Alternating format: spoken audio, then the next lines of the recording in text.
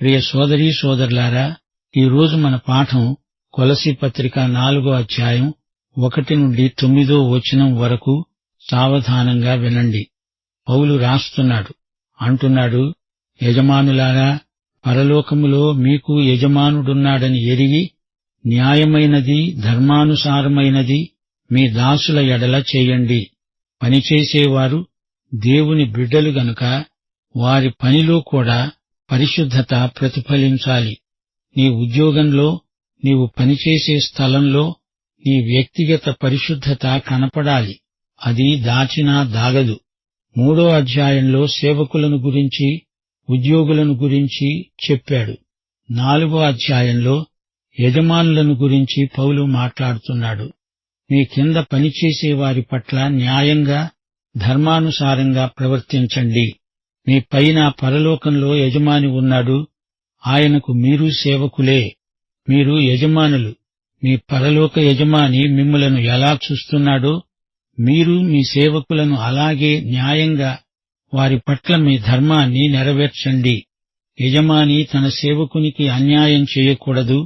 అందరికీ పరలోక యజమాని యేసుక్రీస్తే. యజమానులు రేపు యేసుక్రీస్తు న్యాయపీఠమెదుట లెక్క అప్పగించాల్సి వస్తుంది. యజమానులైన క్రైస్తవులు తమకు సేవకులైన క్రైస్తవులను తమతో సమానంగా చూసుకోవాలి. యజమానులు, సేవకులు అందరూ క్రీస్తు న్యాయపీఠమెదుట నిలువవలసి ఉంది. మనము నమ్మిన సువార్త మన వృత్తి వ్యాపారాలలో కూడా పనిచెయ్యాలి కదా. నీవు ఏ పని చేసినా ప్రభువు కోసమే చేస్తున్నట్లు జాగ్రత్తగా అంకిత భావంతో చెయ్యాలి. నీవు దేవుని బిడ్డవు గనుక నీ జీవితంలోని ప్రతి విభాగానికి యేసే ప్రభువై ఉండాలి. ఇక ప్రార్థన జీవితం, మన బహిరంగ ప్రవర్తన, మన మాటలు, వీటన్నిటిలో నీవు దేవుని బిడ్డవని రుజువు చేసుకోవాలి. 2వ వచనం, ప్రార్థన యందు నిలకడగా ఉండి కృతజ్ఞత గలవారై దాని యందు మెళుకువగా ఉండండి. నేను బంధకాలలో ఉంచబడడానికి కారణమైన క్రీస్తు మర్మమును గూర్చి నేను బోధించవలసిన విధముగానే ఆ మర్మమును వెల్లడిపరిచేటట్లు వాక్యము చెప్పడానికి అనుకూలమైన సమయము దేవుడు దయచేయాలని మా కోసం ప్రార్థించండి. సమయమును పోనీయక సద్వినియోగము చేసుకుంటూ సంఘమునకు వెలుపటి వారి ఎడల జ్ఞానము కలిగి నడుచుకొనండి. ప్రతి మనుష్యునికి ఏలాగు ప్రత్యుత్తరమియ్యాలో అది మీరు తెలుసుకోటానికి మీ సంభాషణ ఉప్పు వేసినట్లు ఎల్లప్పుడూ రుచిగలదిగా కృపాసహితముగా ఉండనీయండి. ప్రార్థించండి, మెళుకువగా ఉండండి. ప్రార్థన మెళుకువగా ఉన్నవారికే సత్ఫలితాలనిస్తుంది. నెహెమ్యా ఎంతో మెళుకువగా ఉండి ప్రార్థన చేసినవాడు. యెరూషలేము గుమ్మాలను మరమ్మతు చేస్తూ ఉంటే శత్రువు అడ్డు తగులుతున్నాడు. ఎన్నో ఆటంకాలు కలిగిస్తున్నాడు. కాని నెహెమ్యా నిరుత్సాహపడలేదు. చాలా ధైర్యంగా నిలిచాడు, సాహసించాడు. ప్రార్థన చేతాము అని పనిని తప్పించుకునే ప్రయత్నం అతడు చెయ్యలేదు. ప్రార్థన, పని ఈ రెండిటికీ మధ్య ఎడము లేకుండా జాగ్రత్త పడ్డాడు. నెహెమ్యా 4వ అధ్యాయం 9వ వచనం, మేము మా దేవునికి ప్రార్థన చేసి వారి భయము చేత రాత్రింబగళ్లు కావలి ఉంచాము. అదే మాట ఇక్కడ పౌలు అంటున్నాడు. ప్రార్థించండి, మెళుకువగా ఉండండి, అప్రమత్తులై ఉండండి. పంట కోసం ప్రార్థించినప్పుడు పంట కోస్తూ దేవునికి కృతజ్ఞతలు చెప్పాలి. ప్రార్థన చేసి పని చెయ్యాలి, పనిచేస్తూ ప్రార్థన చెయ్యాలి. మనవాళ్లు ప్రార్థనను గురించి రకరకాల అభిప్రాయాలు వెలిబుచ్చుతున్నారు. ఒక బోధకునికి క్యాన్సరు జబ్బు వచ్చింది. డాక్టర్లు శస్త్రచికిత్స చెయ్యాలి అన్నారు. నేను ప్రభువును నమ్ముకుంటున్నాను అన్నాడు బోధకుడు. అది మంచిదే, ప్రభువునందు పూర్తి నమ్మకం ఉండాలి. అదే సమయంలో ఒక మంచి దైవభక్తి కలిగిన క్యాన్సరు రోగ నిపుణుణ్ణి సంప్రదించాలి. అంతేగాని దేవుణ్ణి శోధించకూడదు. నీవు వివేకము గల క్రైస్తవుడివైతే మంచి వైద్యుణ్ణి సంప్రదించాలి. ప్రభువునందు విశ్వాసముంచాలి. దేవుడు వైద్యుణ్ణి వాడుకుంటాడు. నీ శస్త్రచికిత్స జయప్రదమవుతుంది. ప్రార్థించండి, అప్రమత్తంగా ఉండండి. పనిని గాలికి వదిలేయొద్దు. ప్రయోజనాత్మకమై మన విశ్వాసం పనిచెయ్యాలి. పనిచెయ్యని విశ్వాసము చచ్చు విశ్వాసం. అది పాతేయటానికే గాని మరి దేనికి పనికిరాదు. మరో మాట, కృతజ్ఞత గలవారై ఉండండి. దేవుడు జరిగించిన ప్రతి కార్యానికి మనము ఆయనకు కృతజ్ఞులం. దేవుడు నీ ప్రార్థనలు వింటాడు. ప్రార్థనలకు సత్వరమే జవాబిస్తాడు. నీవనుకుంటున్నట్టు జవాబు రాకపోవచ్చు, కాని దేవుడు తప్పక జవాబిస్తాడు. అవుననో కాదనో ఏదో ఒక జవాబు వచ్చి తీరుతుంది. ప్రార్థన గాలి పీల్చుకోవడం, కృతజ్ఞత గాలి వదిలివేయడం. ప్రార్థన, కృతజ్ఞత ఉచ్ఛ్వాస నిశ్వాసముల వంటివి. వాక్యానుసారమైన ప్రాణాయామమే ఇది. పౌలు అంటున్నాడు, మా కొరకు ప్రార్థన చెయ్యండి, మరచిపోవద్దు. ప్రియ శ్రోత, నీ సంఘ కాపరి కోసం నీవు ప్రార్థిస్తున్నావా? క్రైస్తవ సేవల కోసం, పరిచర్యల కోసం విజ్ఞాపన చేస్తున్నావా? పౌలంటున్నాడు, నేను బంధకములలో ఎందుకున్నాను? క్రీస్తు మర్మాన్ని బోధిస్తున్నాను. అలా బోధించడానికి దేవుడు అనుకూల సమయం అనుగ్రహించాలి. దేవుడు తలుపు తీయాలి. క్రీస్తు మర్మాన్ని మేము వెల్లడిపరుస్తున్నందుకు నాకు ఈ బంధకాలు ప్రాప్తించాయి. పౌలు చెరసాలలో ఉన్నాడు. బంధకాలలో ఉండి ఈ పత్రిక రాస్తున్నాడు. త్వరలో తనకు విడుదల కలగాలి. తెరువబడిన ద్వారాల గుండా వెళ్లి సువార్తను ప్రకటించాలి. బోధించవలసిన విధముగానే బోధించాలి. అవకాశాలను పూర్తిగా వినియోగించుకోవాలి. ప్రియ శ్రోతలు వింటున్నారా? మన సేవ కోసమై దేవుడు తలుపులు తెరిచి ఉంచాలని మనమందరము కలిసి ప్రార్థించాలి. దేవుని వాగ్దానాలు మనకున్నాయి. ప్రకటన గ్రంథం 3వ అధ్యాయం 8వ వచనం, ఇదిగో తలుపు నీ ఎదట తీసి ఉంచాను, దానిని ఎవడూ వేయనేరడు. నీ క్రియలను నేనెరుగుదును. నీకున్న శక్తి కొంచెమే అయినా నీవు నా వాక్యమును గైకొని నా నామమును ఎరుగను అనలేదు. దేవుడు మన కోసమై ఈ రోజున తలుపులెన్నో తెరిచాడు. ఇంకా కొన్ని తలుపులు దేవుడు తెరవాల్సి ఉంది. ప్రియ సోదరీ సోదరులారా, ప్రార్థన చెయ్యండి. సమయము పోనీయవద్దు. సంఘమునకు వెలుపటి వారి ఎడల జ్ఞానము కలిగి నడుచుకోవాలి. ఇది దేవుని బిడ్డలకు అప్పగించబడిన బాధ్యత. ఈ లోకం పట్ల మనకెంతో బాధ్యత ఉంది. వారి ఎడల జ్ఞానము కలిగి నడుచుకోవాలి. అవివేకముగా మాట్లాడకూడదు. మన వైఖరులు సవ్యంగా ఉండాలి. అర్థవంతంగా మాట్లాడాలి. మనవాళ్లు కొందరు సందర్భశుద్ధి లేకుండా మాట్లాడతారు. యేసు ప్రభువు రాకడకు తేదీలు నిర్ణయిస్తారు. ఇది అవివేకం, అజ్ఞానం. ఆ తేదీలు వీరికి ఎవరు చెప్పారు? ఏమైనా రహస్య సమాచారం అందిందా? ఇలాంటి మాటలు క్రైస్తవులు విచ్చలవిడిగా మాట్లాడకూడదు. రక్షణ లేని లోకాన్ని కలవరపరచకూడదు. అసలే అయోమయంలో ఉన్న లోకాన్ని తమ బోధల ద్వారా మరీ గజిబిజి చేసేవారున్నారు. దేవుడే వీరి నోళ్లు ముయ్యాలి. ఎట్టి పరిస్థితిలోనూ దేవుణ్ణి శోధించకూడదు. జ్ఞానము కలిగి నడుచుకోవాలి. సంఘమునకు వెలుపటి వారి ఎడల జ్ఞానము, వివేకము కలిగి నడుచుకోవాలి. సమయాన్ని పోనివ్వకూడదు. సద్వినియోగం చేసుకోవాలి. అవకాశాలను జారవిడుచుకోవద్దు. ప్రతి అవకాశాన్ని సద్వినియోగపరుచుకోవాలి. ప్రజలు వద్దంటున్నా బలవంతాన వారి మీద నీ సిద్ధాంతాన్ని వేసి రుద్దవద్దు. తలుపు తెరిచి ఉంటేనే లోపల ప్రవేశించు. తలుపు తీయకపోతే నీవు లోపలికి ఎలా వెళ్లగలవు? ప్రభువు సైతం ఏమన్నాడు? ఎవడైనా నా స్వరము విని తలుపు తీస్తే నేను లోపలికి వస్తాను. ప్రార్థించాలి. అప్పుడు దేవుడు తలుపులు తెరుస్తాడు. తెరవగానే దేవుడు లోపల ప్రవేశిస్తాడు. మనల్ని ప్రవేశపెడతాడు. మన సంభాషణ ఉప్పు వేసినట్టు ఉండాలి. కృపాసహితమై ఉండాలి. అనగా మన సంభాషణలో దేవుని కృప కనపడాలి. ఉప్పు కుళ్ళును అరికడుతుంది. ఉప్పు సమాజములోని చెడుగును, అవినీతిని అరికట్టాలి. ఉప్పు యొక్క ప్రయోజనం ఇదే. క్రైస్తవుని సంభాషణ అవతలి వ్యక్తికి బోరు కొట్టించేదిగా ఉండకూడదు. ఆకర్షణీయంగా, రుచిగా ఉండాలి. ప్రతి మనిషికి ఎలా ప్రత్యుత్తరమియ్యాలో దేవుడే మనల్ని నడిపిస్తాడు.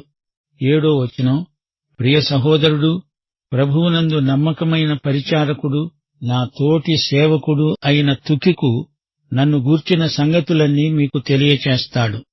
మీరు మా స్థితి తెలుసుకునేటట్లు మీ హృదయములను అతడు ఆదరించేటట్లు అతణ్ణి అతనితో కూడా నమ్మకమైన మన ప్రియ సహోదరుడైన ఒనేసిమును మీ వద్దకు పంపుతున్నాను. ఇతడు మీ వద్ద నుండి వచ్చినవాడే. వీరు ఇక్కడి సంగతులన్నీ మీకు తెలియచేస్తారు. ప్రియశ్రోతలు వింటున్నారా? పౌలు ఇక్కడ తన పరిచయస్తులందరి పేర్లు రాస్తున్నాడు. వీరందరూ ప్రథమ శతాబ్దానికి చెందినవారు. వీరు రోమా పట్టణాలలో కాలినడకన వీధుల్లో తిరిగినవారు. వీరికి రోమా పౌరసత్వమున్నది. వీరి చుట్టూరా అన్య మతాలకు చెందినవారున్నారు. వారి మధ్య వీరు దేవుని బిడ్డలుగా జీవించారు. తమ సాక్ష్యంతో అనేకులను ప్రభావితం చేశారు. వీరిలో అనేకులు ఎఫెసులో ఉన్నవారే. పౌలుతో తుకికు ఉన్నాడు, ఒనేసిము ఉన్నాడు, అరిస్తార్కు, ఎపఫ్రా కూడా ఉన్నారు. వీరందరూ క్రైస్తవ విశ్వాసులు. మొదటి శతాబ్దంలో జీవించిన వీరు దేవుని ప్రజలు. ఇందులో మరొక విశేషమున్నది. పౌలు రోమా పట్టణానికి ఎన్నడూ వెళ్లి ఉండలేదు. కొలసి పట్టణాన్ని కూడా అతడు చూచి ఉండలేదు. ఈ రెండు పట్టణాల్లో నుండి వచ్చినవారు పౌలుకు తెలిసినవారు కొందరున్నారు. వారు ఈ జాబితాలో కనపడుతున్నారు. వీరందరూ పౌలు ద్వారా ప్రభువు వద్దకు వచ్చినవారే. వీరు తమ తమ స్థలాలకు వెళ్లిపోయారు. వీరికి మంచి సాక్ష్యమున్నది. తుకికు నమ్మకమైనవాడు, మంచి పరిచారకుడు. పౌలుతో కలిసి సేవ చేస్తున్నాడు. తుకికు కొలసీయులకు పౌలును గురించి ఎప్పటికప్పుడు సమాచారం చేరవేస్తూ ఉంటాడు. తుకికుతో కూడా ఒనేసిము ఉన్నాడు. వీరిద్దరూ పౌలు యొక్క క్షేమ సమాచారాలు కొలిసి సంఘస్థులకు తెలియచేస్తూ ఉంటారు. అక్కడి క్రైస్తవుల హృదయాలకు అది గొప్ప ఆదరణ. ఒనేసిము నమ్మకమైన ప్రియ సహోదరుడు అంటున్నాడు పౌలు. ఒనేసిము కొలసి సంఘస్థుడే. తుకికు ఎఫెసు సంఘ కాపరి. ఇతని పేరు ఎఫెసీ 6వ అధ్యాయం 21వ వచనంలో, అపొస్తలుల కార్యములు 20వ అధ్యాయం 4వ వచనంలో, 2 తిమోతి 4వ అధ్యాయం 12వ వచనంలో కూడా చెప్పబడింది. ఇతడు ప్రభువునందు నమ్మకమైన సహోదరుడు, పరిచారకుడు. ఈ ఒనేసిము విషయం ఫిలెమోను పత్రికలో వివరంగా చెప్పబడింది. ఒనేసిము ఫిలెమోను యొక్క బానిస. తన యజమాని వద్ద నుండి పారిపోయాడు. పౌలు పరిచర్యలో ఒనేసిము రక్షించబడ్డాడు. పౌలు ఒనేసిమును తిరిగి అతని యజమాని వద్దకే పంపాడు. ఈ సందర్భంలో పౌలు ఫిలెమోనుకు ఒక ఉత్తరం రాశాడు. ఒనేసిము నా ప్రియ సహోదరుడు అంటున్నాడు. క్రీస్తునందు సంబంధాలు ఎలా మారిపోతాయో చూచారా? ఒక బానిస, అతని యజమాని క్రీస్తునందు ప్రియ సహోదరులయ్యారు. ప్రియ శ్రోతలు వింటున్నారా? కొలసీ పత్రిక 4వ అధ్యాయం చాలా ప్రాముఖ్యమైనది. యజమానులున్నారు. వారికి పరలోకంలోని క్రీస్తే యజమాని. యజమానులు తమ పరమ యజమాని అయిన క్రీస్తుకు లెక్క అప్పగించాలి. తన సేవకుడు తనకు ఎలా లెక్క అప్పగిస్తాడో తాను యేసుక్రీస్తుకు అలా లెక్క అప్పగించాలి. నా ఇష్టమొచ్చినట్లు చేసుకుంటాను అనడానికి వీల్లేదు. నీ ఇష్టం కాదు, నీ ప్రభువు ఇష్టమే నెరవేరాలి. యజమానులారా, దేవుడు మీ మీద గొప్ప బాధ్యత ఉంచాడు. క్రైస్తవ విశ్వాసులు పనిని గురించిన నీతిని ఎరిగి ఉండాలి. యజమాని, సేవకుడు ఇద్దరూ ప్రభువు సేవకులే. మన పనికి దేవుడు పరలోకంలో బహుమానమిస్తాడు. మన పనిలో నాణ్యత కనపడాలి. మనకందరికీ ఆయనే ప్రభువు. మనకున్నదంతా ఆయన స్వాధీనంలోనే ఉంది. పౌలు ఈ పాఠంలో ప్రార్థనను గురించి పేర్కొంటున్నాడు. ప్రార్థన అనేది మన విద్యుక్తం, మన ఆశీర్వాదం. నా కొరకు ప్రార్థించండి అని పౌలు అడుగుతున్నాడు అంటే తోటి విశ్వాసుల ప్రార్థనపై మనము ఎంతగానో ఆధారపడి ఉన్నాము అని గ్రహించాలి. ఎడతెగక ప్రార్థించాలి. మెలకువతో ప్రార్థించాలి. కృతజ్ఞతాపూర్వకంగా ప్రార్థించాలి. ప్రార్థన తగ్గిపోయినప్పుడు ఆధ్యాత్మికంగా మనిషి నీరసించిపోతాడు. ప్రార్థించేటప్పుడు మనము నిద్రపోకూడదు.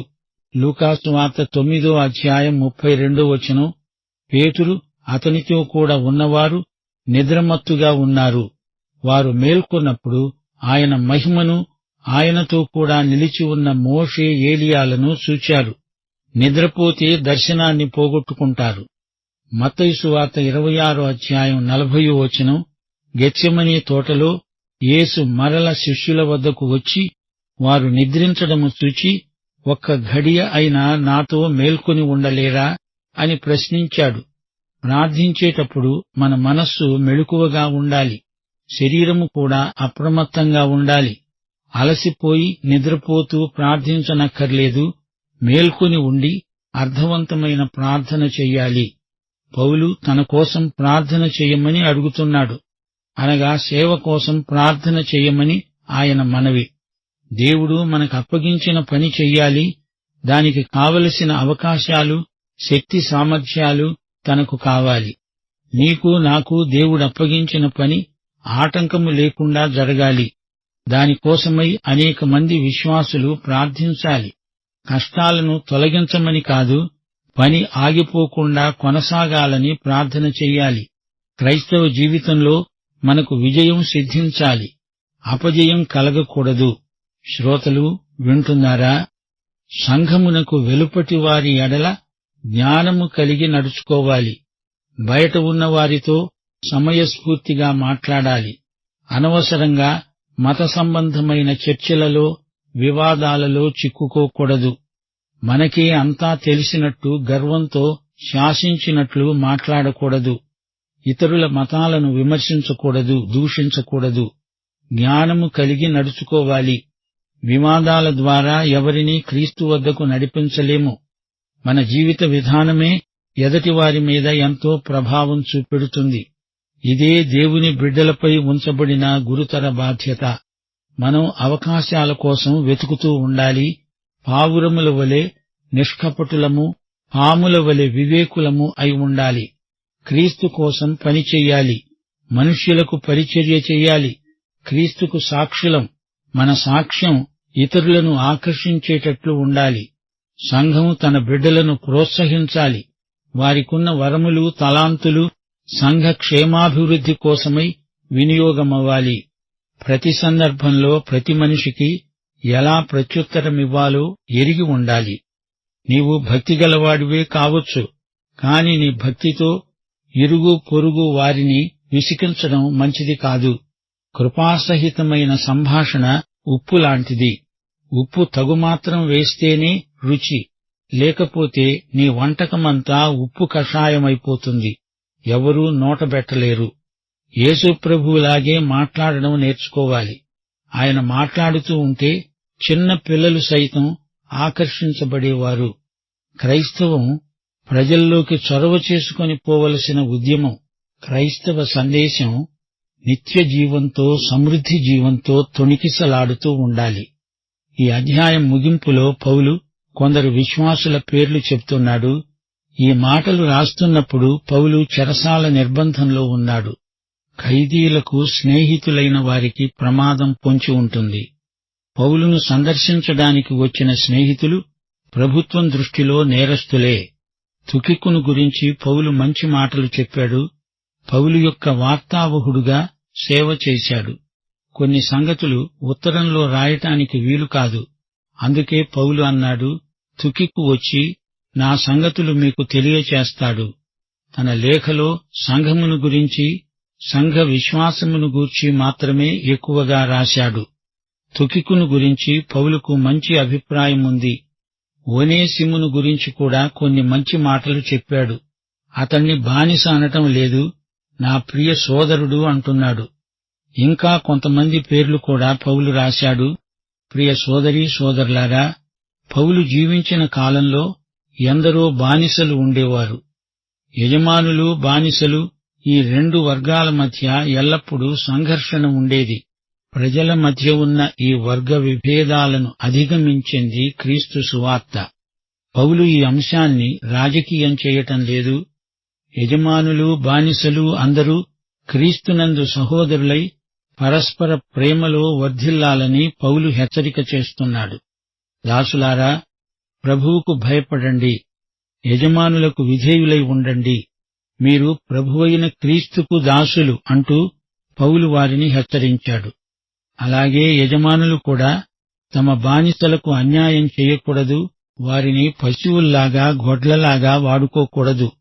ఫిలెమోను, ఓనేసిము ఈ ఇద్దరి వ్యక్తుల మధ్య సువార్త తెచ్చిన మౌన విప్లవం గమనించదగింది. కొలస్సీ సంఘంలో ఫిలెమోను అనేక మంది దాసులకు యజమాని, ఒనేసిము అతని బానిస. మన ప్రార్థనలకు దేవుడు సత్వరమే జవాబిస్తాడు. అయితే జవాబు ఆలస్యమైతే దాన్ని బట్టి విశ్వాసం బలహీనం కాకూడదు. నిరీక్షణ విశ్వాసాన్ని బలపరుస్తుంది. దేవుని చిత్తం మనలో సార్థకం కావాలంటే, విశ్వాసం బలపడాలంటే నిరీక్షణ మనకు ఎంతో అవసరం. ప్రార్థనలో విసుకకూడదు. దేవుడు ఎల్లప్పుడూ మన ప్రార్థనలు వింటూనే ఉంటాడు. మనం అనుకున్నట్లు కాదు, దేవుడు అనుకున్నట్లే ఆయన చిత్తం నెరవేరుతుంది. మనము క్రీస్తును గురించి ఇతరులకు ప్రకటించేటప్పుడు ఎంతో జాగ్రత్త పాటించాలి. మన మాటలు కృపాసహితమైనవై ఉండాలి. అవతల వ్యక్తి పట్ల మనము మర్యాదగా సభ్యతతో ప్రవర్తించాలి. మనం మర్యాదగా చూస్తే ఇతరులు మన పట్ల మర్యాద చూపుతారు.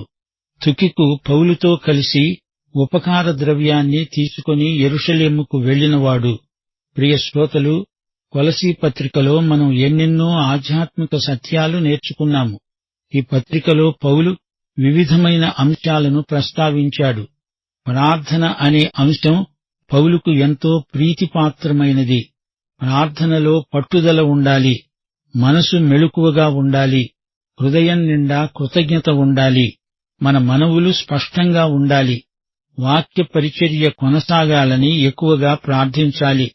తాను బంధించబడి ఉన్న చెరసాల తలుపులు తెరుచుకోవాలని పౌలు ప్రార్థనలు కోరలేదుగాని, సేవ కొరకై ద్వారాలు తెరుచుకోవాలని విశ్వాసుల నుండి ప్రార్థనలు కోరుతున్నాడు. 1 కొరింథీ 16:9 కార్యానుకూలమైన మంచి సమయము నాకు ప్రాప్తించి ఉన్నది, మరియు ఎదిరించేవారు అనేకులున్నారు. 2 కొరింథీ 2:12 క్రీస్తు సువార్త ప్రకటించడానికి నేను త్రోయకు వచ్చినప్పుడు ప్రభువునందు నాకు మంచి సమయము ప్రాప్తించి ఉన్నది. అంతేకాదు, ఈ పాఠంలో పౌలు క్రైస్తవ సాక్ష్యాన్ని గురించి కొన్ని మాటలు చెప్పాడు. రక్షణ లేని ప్రజలు దేవుని కుటుంబానికి బయట ఉన్నారు. వారిని కుటుంబంలోకి తేవాలి. అది మన అందరి బాధ్యత. సాక్ష్యము బలముగలదై ఉండాలి. సాక్షి జ్ఞానము కలిగి ప్రవర్తించాలి. అవకాశాలను జారవిడుచుకోకూడదు. మనం మాట్లాడే ప్రతి మాట ఆచితూచి మాట్లాడాలి. ఏమి చెబుతున్నాము, ఎలా చెబుతున్నాము అనే విషయాన్ని గమనించుకోవాలి. 1 పేతురు 3:15-17 వరకు నిర్మలమైన మనస్సాక్షి కలిగిన వారై మీలో ఉన్న నిరీక్షణను గూర్చి మిమ్మును హేతువు అడిగే ప్రతివానికి సాత్వికముతో భయముతో సమాధానము చెప్పడానికి ఎల్లప్పుడూ సిద్ధముగా ఉండి మీ హృదయమందు క్రీస్తును ప్రభువుగా ప్రతిష్ఠించుకోండి.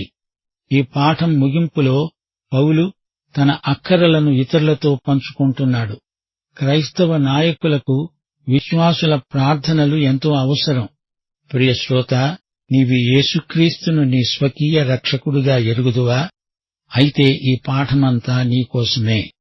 ప్రభువైన యేసుక్రీస్తు వారి కృప, తండ్రి అయిన దేవుని ప్రేమ, పరిశుద్ధాత్మ యొక్క అన్యోన్య సహవాసము మనకందరికీ సదాకాలము తోడై ఉండునుగాక. ఆమేన్.